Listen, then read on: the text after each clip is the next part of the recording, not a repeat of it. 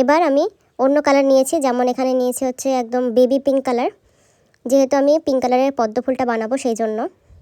এবার এখানে চেন করছি 1 2 3 চেন করলাম। এখানে চেন করে নেওয়ার পর পরের একটা ঘর বাদ দিয়ে তার পরের ঘরে আমি এখানে সিঙ্গেল ক্রোশিয়া করলাম। দেন আবার 3টে চেন করব। দেন একটা ঘর বাদ দিয়ে তার পরের ঘরে স্লিপ স্টিচ করে দেব। আবার 3টে চেন করব 1 2 3। দেন একটা ঘর বাদ দিয়ে তার পরের ঘরটায় স্লিপ স্টিচ করে দেব। এরকমভাবেই একটা ঘর বাদ দিয়ে তার পরের ঘরটায় স্লিপ স্টিচ করতে থাকবো। 3টা করে চেন করব মাঝখানে দিয়ে এরকম একটা প্যাটার্ন তৈরি হবে। সেটার মধ্যে ফুলের পাপড়িগুলো বানাতে হবে আমাদেরকে। তো এটা পুরোটা কমপ্লিট করে নিচ্ছি আমি। তো এই যে তোমরা দেখতে পাচ্ছ পুরোটা কমপ্লিট করে নিলাম। এবার এটাকে স্লিপ স্টিচ করব যেখান থেকে শুরু করেছিলাম প্যাটার্নটা, সেখানেই সেম কালারের মধ্যেই এই জায়গাটা করে আমি স্লিপ স্টিচ করে দিচ্ছি।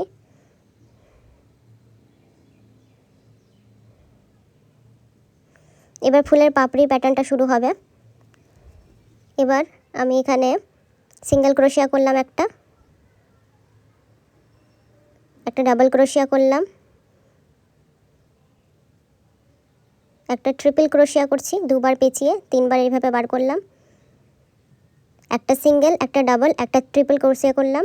দেন 3টে চেন করলাম।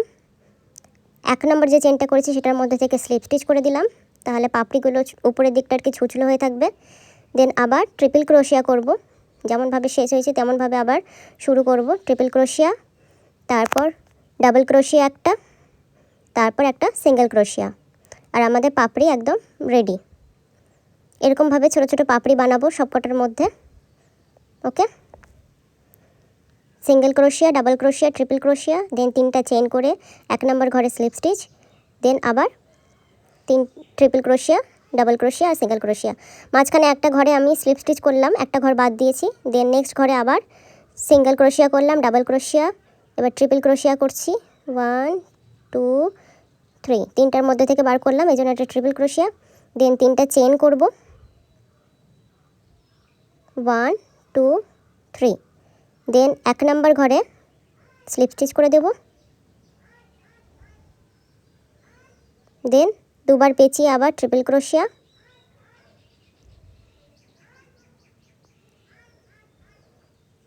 ডাবল ক্রোশিয়া হবে, সিঙ্গেল ক্রোশিয়া। ওকে, এরকমভাবে পুরোটার মধ্যেই হবে। তো এটা কমপ্লিট করে নিলাম, দেখো তোমরা।